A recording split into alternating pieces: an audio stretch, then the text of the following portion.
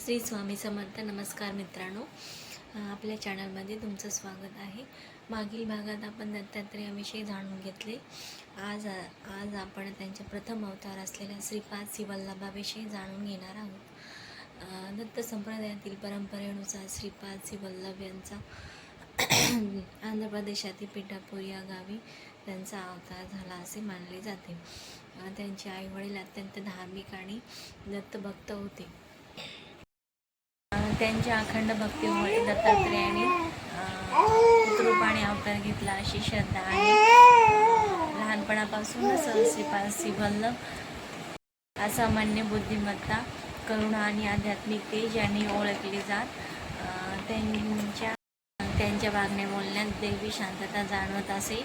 अनेक लोक त्यांच्याकडे मार्गदर्शनासाठी येत असत.